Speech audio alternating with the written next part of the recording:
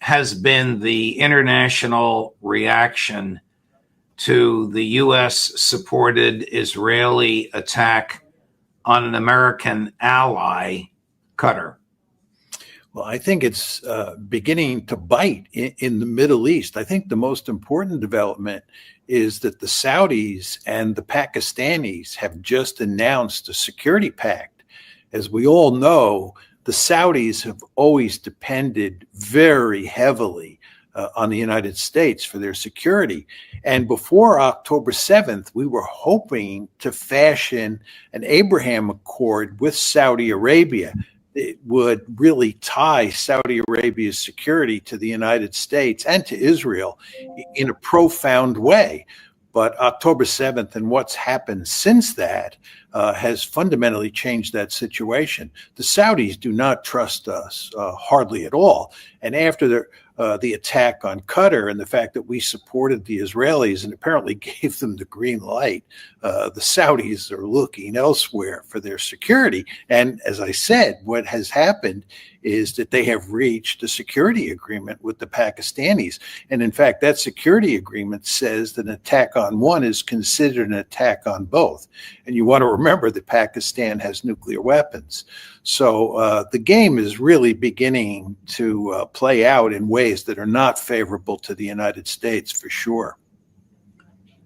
Why would Netanyahu go on international television before Charlie Kirk's killer had even been caught and deny that the Israelis had anything to do with his death? Is their reputation that bad? Well, actually, that he had to do that? The answer is yes, but I would note to you that Max Blumenthal, who has done yeoman-like work breaking that story, actually put out a tweet today that showed that Netanyahu has just issued another statement where he talks about the fact that Israel and Charlie Kirk were the best of friends, and that Israel had absolutely nothing to do with Charlie Kirk's death. Now, the question you ask is, why is this the case? And the answer is, there are three big events in recent American history where people believe there was a conspiracy involved, and that conspiracy involved Israel. One is the assassination of JFK. Two is what happened at 9/11 or on 9/11. And three is the Charlie Kirk killing. This is a huge problem for the Israelis. I'm not saying that the Israelis were involved in any three of those events, but there are a lot of people who believe that the Israelis were involved in Kennedy's assassination, what happened on 9/11. And by the way, I would note that Tucker Carlson is doing a 5-part series. It's due to come out reasonably soon on what happened on 9/11, and he will make the argument that the Israelis were involved. And then, of course, there's the Charlie Kirk business, and all sorts of people think, and this is in keeping with Max Blumenthal's superb reporting, that the Israelis were involved in what happened to Charlie Kirk. So what's happening here is Netanyahu is scrambling, and he's scrambling to go to great lengths to distance Israel from what happened with regard to Charlie Kirk. And by the way, Bill Ackman, who is a mainstream supporter of Israel and was putting pressure on Charlie Kirk as well, has gone to great lengths to put out a tweet that says he had nothing but the highest respect for Charlie Kirk and had a very positive meeting with him, and so forth and so on. So both the lobby, or Israel's supporters in the United States, and Netanyahu are scrambling to avoid blame for this event. Max Blumenthal did a rather extraordinary piece here on this show right after having spent a few hours on the phone with sources whom he described as a person who was at the meeting with Ackman and Charlie, and a person in the White House. And Max has come to the conclusion that Ackman's people offered Charlie a tremendous amount of money. It's been reported not by Max but by others to be upwards of $150 million. if he would begin to say things favorable about Netanyahu, and Charlie refused.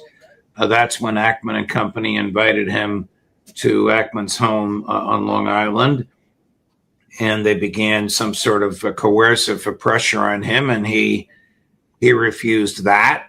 And he told friends in the weeks and days before he was murdered that he was afraid for his life.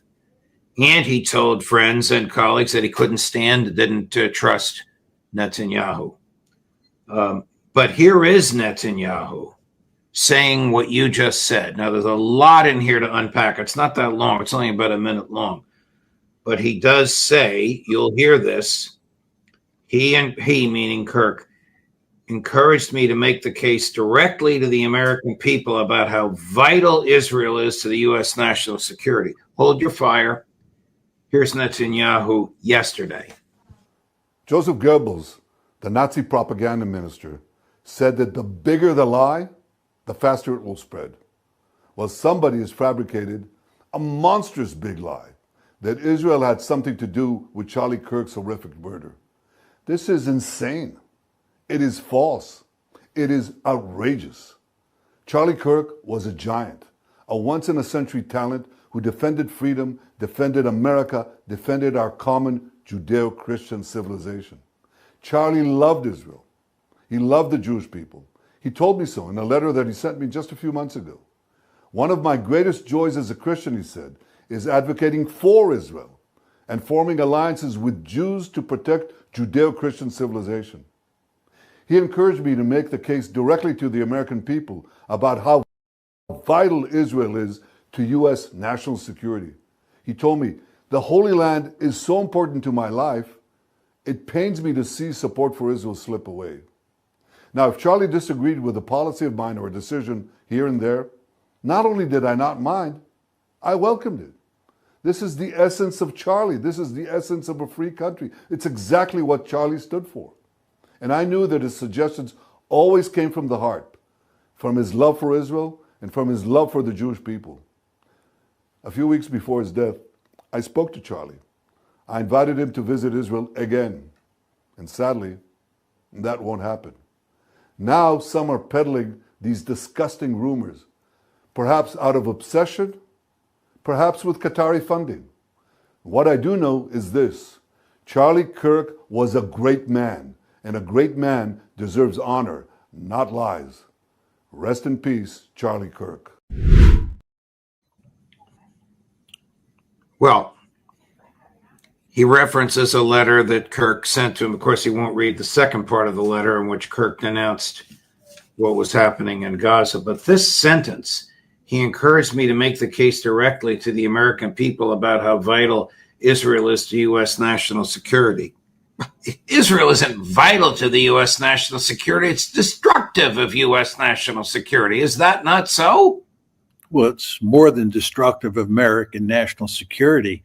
It's reaching the point where it's destructive of American liberal democracy as well. But let's leave that aside for a second.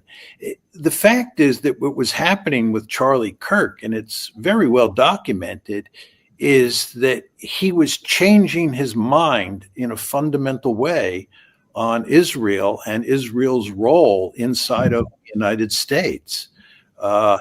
A lot of people in recent years have begun to rethink how they view Israel and Israel's relationship with the United States. And what happened with Kirk is that he was, at one point, as Prime Minister Netanyahu describes, super supportive of Israel.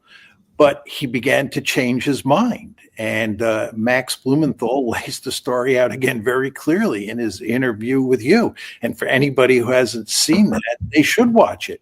And by the way, Tucker Carlson has put out a video where he talks about his lengthy discussions with Charlie Kirk that basically tell the same story that Max tells.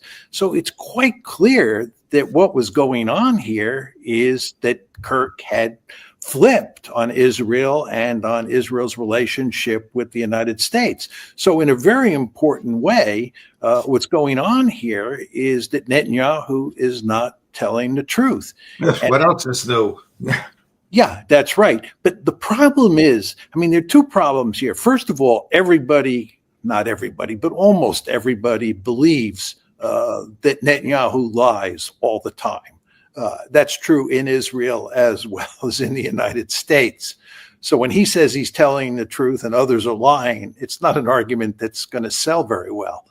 The other problem that he faces, and the Israelis face more generally, is they run around the world assassinating people on a daily basis. It's really quite stunning. So when someone like Charlie Kirk gets assassinated or someone like JFK gets assassinated, it doesn't take much for people with creative minds to link Israel to those assassinations. Now, I'm not saying for 1 second that that's true, but in a world like the one that we live in, where it's very hard to tell what the truth is, and most people think the government, and we're talking about the American government, lies to us, it's very easy for conspiracy theories to fester. And again, as I said, when you think about assassinations, the first country that comes to mind is Israel. And that's the problem that Netanyahu faces here. Here's Charlie Kirk, 24 hours after the meeting with Bill Ackman, with my friend and former colleague, Megyn Kelly. Chris, cut number 12. Megyn, you're hitting on something very potent and important. The people that are attacking me are in a hyper-paranoid state because they're at war, and war tends to make things black and white, and you're a hammer looking for a nail. I have less ability sometimes online to criticize the Israeli government without backlash than actual Israelis do. Personality types like you, myself, and Tucker, the more that you guys privately and publicly call our character into question, when the hostile reaction is that now Megyn and Charlie are enemies, right? Boy, I'll tell you, like you're not gonna, I won't say lose, but you will weaken and just basically deflate two of your strongest advocates if that continues. Was obviously talking about the people he had spent the day before with at Mr. Ackman's home in Long Island, New York. Couple of other questions, Professor Mearsheimer. How dangerous and dumb was it of Donald Trump to impose a 50% tariff on India? Colonel McGregor argues it further pushes the center of economic gravity from the west to the east. I'm not going to disagree with him at all. I think Colonel McGregor is right on the money. I find it hard to believe that Trump did that. I would imagine most of his advisors thought it was remarkably foolish. We want to be allies with the Indians. Over the past 25 years, relations between the United States and India have improved greatly. And in fact, President Trump in his first term in office did a great deal of good work to improve those relations. And early in the second administration, it looked like he was going to continue that. But then all of a sudden, he decided that because India was importing all this Russian oil, that he was going to sanction the Indians and put 50% tariffs on them. And what does he end up doing? It doesn't work, first of all. The Indians continue to import Russian oil. In fact, there's evidence they're going to import more Russian oil. And furthermore, he drives the Russians and the Indians closer together, and he drives the Indians into the arms of the Chinese as well. This is, remarkably foolish. This is the problem with a president violating the Constitution and imposing a tax on his own. If Congress had done this, there theoretically would have been a great debate, and all areas of pros and cons would have been explored. But the president is taken from Congress. Congress is supine. Maybe the courts will correct this. I expect that they will. He's taken away the power to tax. A tariff is a tax. If you read the Constitution, the very first power in Article 1 given to Congress is the power to tax. And that power doesn't belong in the judicial branch, and it doesn't belong in the executive branch, but yet he's done it. Of course, I agree with you, but let me put it in an even broader context. What's going on here is that there are just hardly any guardrails any checks and balances on Trump. In almost every realm, he's free to do whatever he wants. And the Constitution was set up in a way that was designed to protect against that, because the founding fathers understood, as you and I and most Americans understand, no one person is invincible. People make mistakes. They do stupid things. And the reason that you have checks and balances is so that the person at the top, or the people at the top, are limited in what they can do by themselves. Now, there are obviously circumstances where the president has to take over. He is the ultimate decider, as George W. Bush said after 9/11. We understand that there are those kinds of circumstances. But President Trump's view is that he is the ultimate decider 24/7. And this is a prescription for disaster. And it has, nothing to do with Trump per se. It just has to do with the fact that all individuals have faults. And it's very important that you have guardrails to protect against those individuals going off the rails.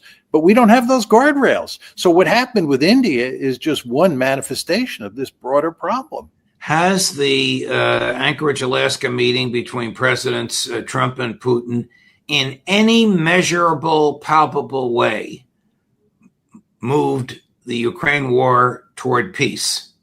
No, not at all. The Ukraine war is going to be settled on the battlefield, as I've said on this show many times. The fact is that the Europeans and the Ukrainians on one side and the Russians on the other side have a set of demands that are so far apart, there is no possible way you could reconcile the two positions. I think that Trump genuinely would like to cut a deal, but I think Trump now understands that he cannot cut a deal. And what he's doing is he's skillfully positioning himself so that when Ukraine loses the war, he can't be blamed. That's why he's not cutting off the flow of weapons to Ukraine, but he's making the Europeans pay for them. And he's saying all the right things, with regard to tariffs, for example, or sanctions.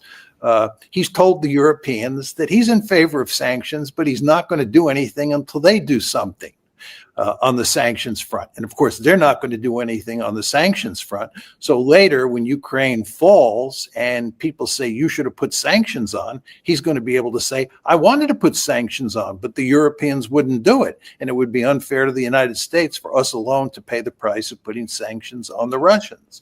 So he's very, I think, skillfully positioning himself so that he will avoid much of the blame when Ukraine falls. But he clearly understands at this point that there's no way he can work out a deal, because the Ukrainians and the Europeans on one side and the Russians on the other are on polar opposite sides of the dipole. Here's President Trump being asked if his attorney general is in a position to prosecute hate speech. And of course, he accuses the questioner of hating him. Pam Bondi's saying she's going to go after hate speech. Is that, a lot of your allies say hate speech is free speech. We'll probably go after people like you because you treat me so unfairly. It's hate. You have a lot of hate in your heart. Maybe they'll come after ABC. Well, ABC paid me $16 million recently for a form of hate speech, right? Your company paid me $16 million for a form of hate speech. So maybe they'll have to go after you. Well, that's an absurd, patently absurd response. The Attorney General's statement would have flunked the basic course in constitutional law. She eventually walked it back. Then she regenerated it again, saying she was going to prosecute Home Depot or Staples because some kid refused to make copies of a Charlie Kirk memorial flyer, as if somehow that was a crime.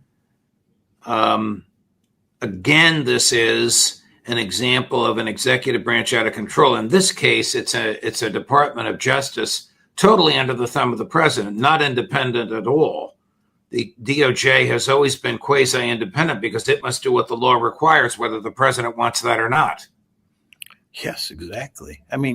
This violates freedom of speech. Hate speech is protected. Yes. I think these hateful things that have been said about Charlie Kirk are absolutely horrible.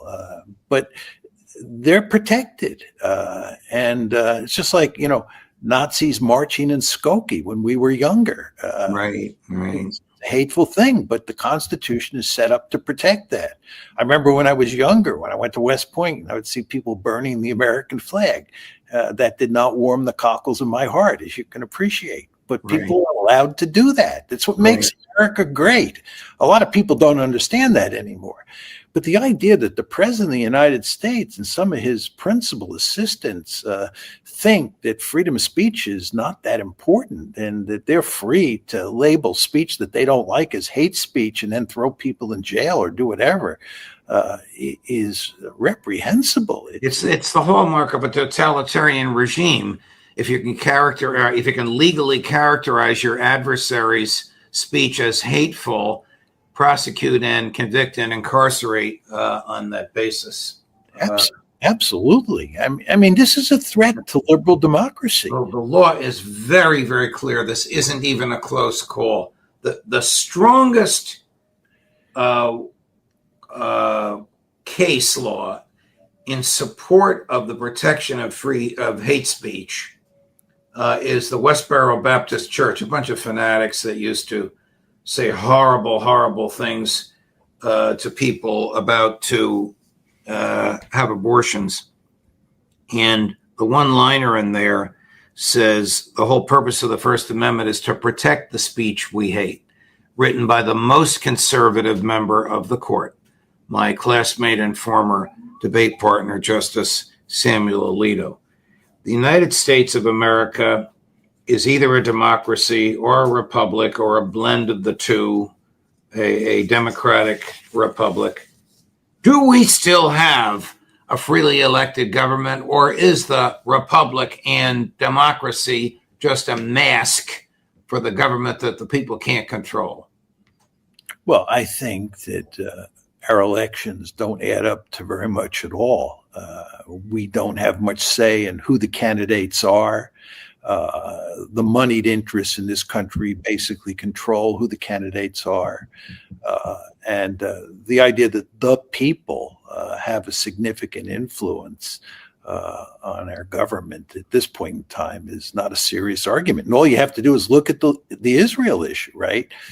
If you look at how most Americans think about Israel and think about the Palestinians, more Americans support the Palestinians than they do the Israelis.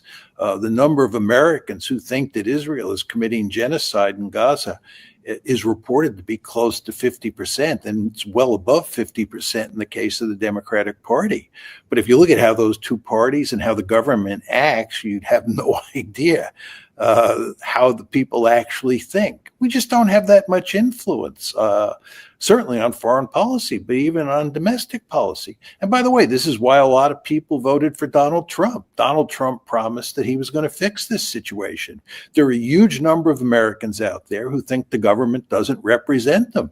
They think the government is run by privileged elites who have boogered the system so that it favors them and it screws people down below.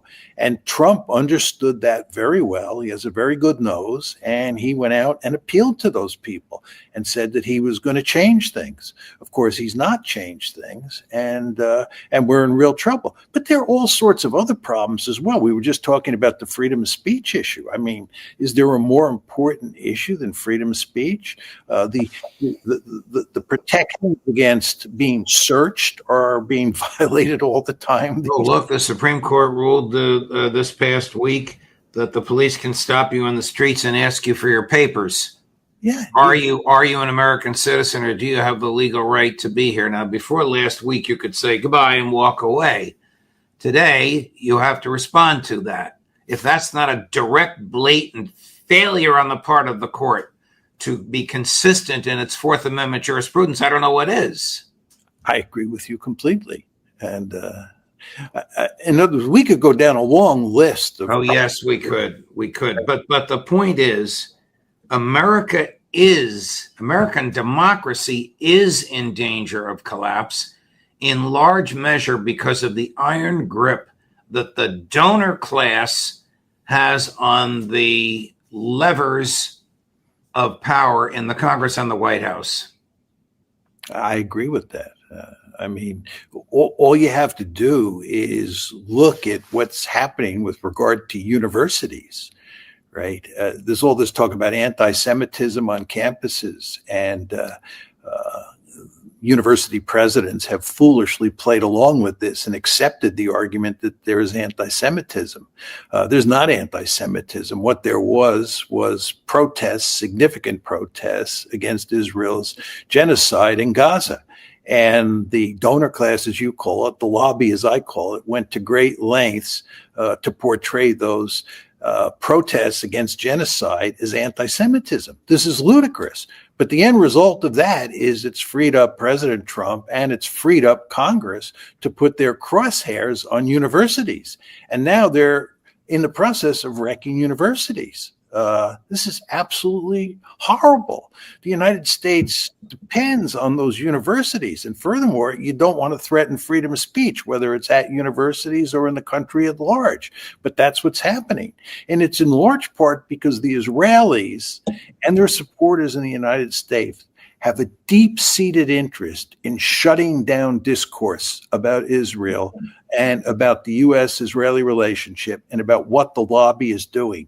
Steve Walt and I, who, as you know, wrote this famous book on the Israel lobby, in many ways, we were the first two people to sort of point out what the lobby or what the donor class does in a very sort of public fashion.